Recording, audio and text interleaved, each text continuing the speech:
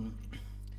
para empezar, suscribiría también las palabras iniciales de Unai Rementería. Yo no trabajo en el tema de la guerra civil de forma directa ni siquiera indirecta. Soy historiador y trabajo sobre la Edad Media, es decir, sobre acontecimientos que sucedieron hace 1200 años o aún más. Pese a ello, la Fundación Sabino Arana me solicitó participar en esta mesa para ofrecer algunas experiencias desde el punto de vista del patrimonio, de la arqueología y de la historia. Y bueno, porque de alguna forma, como se está constituyendo todo este proceso de la guerra civil y de los estudios sobre la guerra civil, ha pasado también antes respecto a la Edad Media, ¿no? Es que después de 40 años de olvido, los sucesos acontecidos durante la guerra civil y la dictadura franquista están comenzando a formar parte del debate público, ya que hasta época muy reciente la memoria de aquel periodo ha estado limitada al entorno familiar y privado, pese a que se han hecho estudios históricos muy serios sobre el tema que desgraciadamente no han trascendido o apenas han trascendido el ámbito académico. La reciente inserción de nuestro pasado más reciente en los discursos del presente se debe a la sociedad civil, que reclama recuperar los restos materiales de aquella época, ya que estos restos, por su propia materialidad, son los instrumentos más adecuados para visualizar aquellos tiempos y acercarlos a los nuestros. Prueba de ello son las diversas actuaciones que se han realizado a lo largo de los últimos años, que ya se han señalado algunos.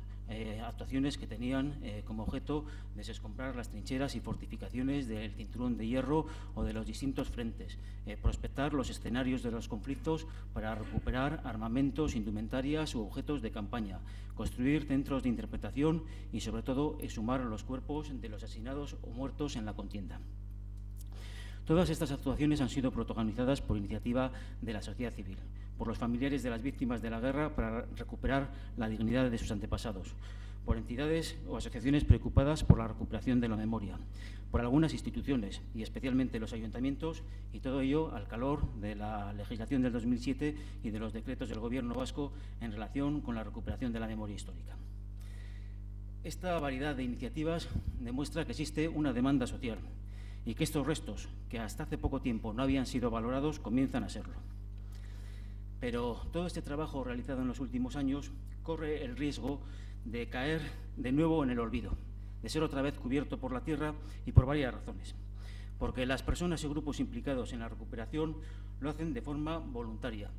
e individualmente, casi podríamos decir como militancia, lo que puede llevar a su desgaste y a su abandono. También porque las instituciones, y como decía antes, los ayuntamientos especialmente, les resulta difícil asumir los gastos que genera su mantenimiento, y eso sin tener en cuenta que sus rectores pueden cambiar de signo político. También es otro de los problemas que existe muy escasa coordinación entre los distintos grupos.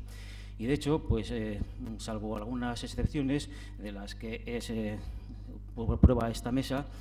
no ha habido muchos foros de debate que faciliten el contorno fluido entre grupos y personas implicadas en el tema. Y finalmente, pues porque estos restos, incluso después de su limpieza, continúan siendo ruinas a las que no se les ha transferido ningún valor añadido, salvo en el caso, claro, de las exhumaciones que han permitido recuperar la dignidad de las personas asesinadas y desaparecidas, y no tanto hacer justicia social como también se pretende. Para evitar todo esto y convertir los restos materiales relacionados con la guerra civil y la dictadura en lugares de la memoria, sería necesario, en nuestra opinión, partir de una premisa fundamental: reconocer que esos restos forman también parte del patrimonio cultural del pueblo vasco.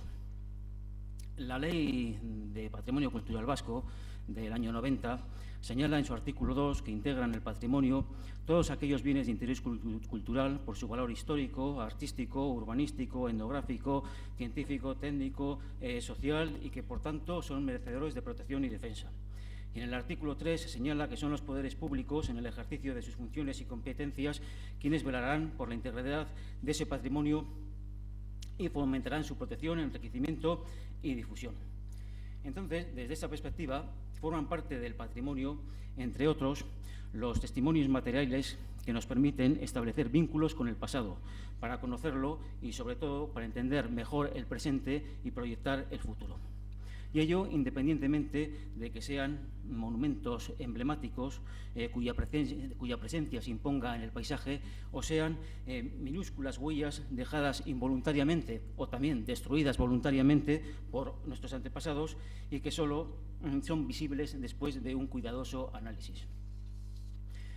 Pero he sabido que quien otorga a un determinado elemento la categoría de patrimonio es la sociedad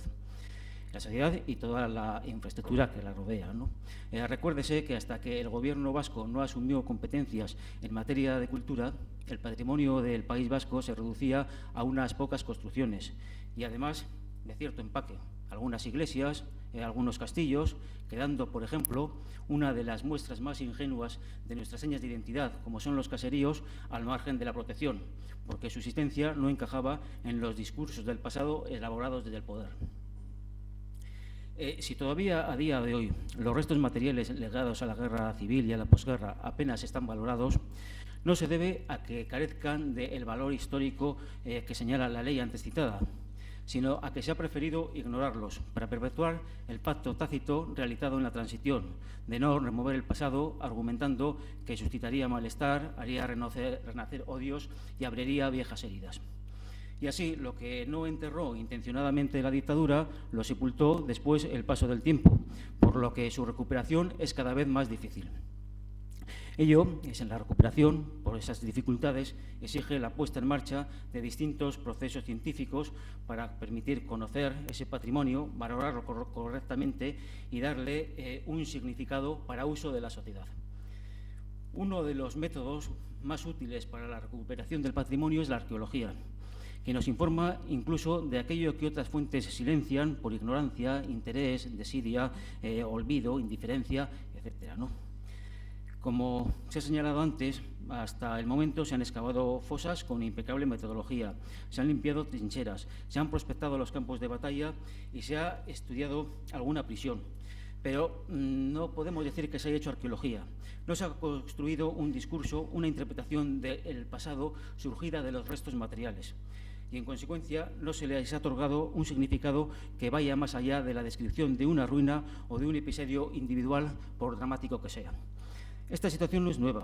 Algo parecido sucedió en los años 80, cuando comenzamos a hacer excavaciones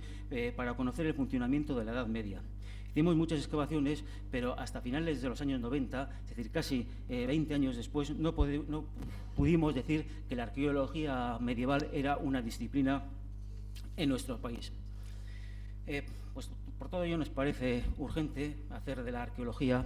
un instrumento para estudiar los restos tangibles de los conflictos recientes, porque ello evitaría exhumaciones incorrectas, nos permitiría recuperar la identidad de los individuos exhumados, nos permitiría obtener información histórica que las fuentes escritas no cuentan, por ejemplo, los niveles de represión, o lo hacen si lo cuentan a su manera, falseando intencionadamente la realidad. Nos permitiría garantizar la credibilidad de las evidencias recuperadas, impidiendo que se transgiversen, se manipulen o se malinterpreten, y nos permitiría también convertir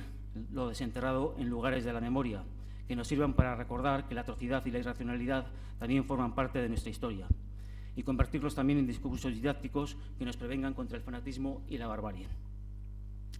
Afrontar la recuperación del pasado reciente desde esta perspectiva es una cuestión que está en construcción, que se está ahora haciendo, y su éxito requiere el concurso y la colaboración de todos los agentes implicados en el tema: los profesionales de la historia del patrimonio, las asociaciones y grupos preocupados de su pasado, las familiares de las víctimas del franquismo, que todavía, después de casi 80 años, buscan justicia,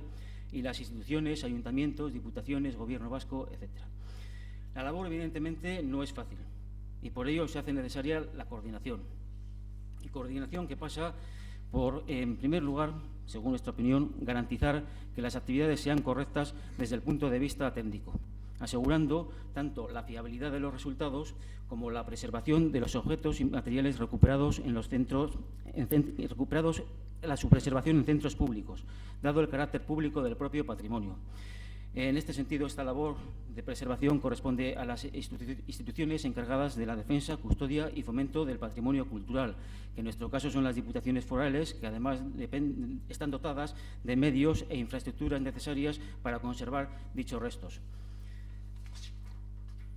En segundo lugar, sería necesario elaborar un plan director que sirva para encuadrar las iniciativas ya existentes y otras que se deberán afrontar próximamente, contemplando al menos las siguientes actuaciones. Por un lado, una serie de acciones orientadas a conocer el patrimonio del conflicto, promocionando investigaciones científicas que permitan identificarlos. Y no solo de las fosas, que como hemos visto ya existe un inventario exhaustivo, sino también de trincheras, de campos de batalla, de cárceles, de escuelas, de viviendas sociales del franquismo, de fábricas y de paisajes, donde pueden quedar las huellas de aquel periodo de guerra y de represión. Una vez identificadas estas huellas, habría que proceder a estudiar caso por caso para evaluar la información que puedan proporcionar, recurriendo a las técnicas que nos proporciona la arqueología, y no solamente la arqueología del subsuelo, sino también la de la arquitectura, la del paisaje, etc.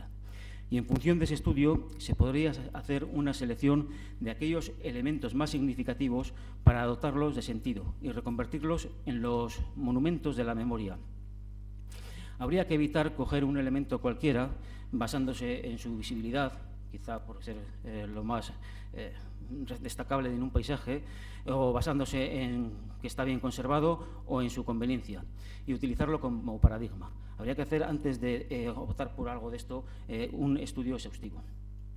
Evidentemente, en este proceso se necesita la participación de todos los agentes sociales, y los historiadores somos unos más cuya labor es solo ayudar a la sociedad a reflexionar sobre su pasado, mirando al presente y sin emitir juicios de valores.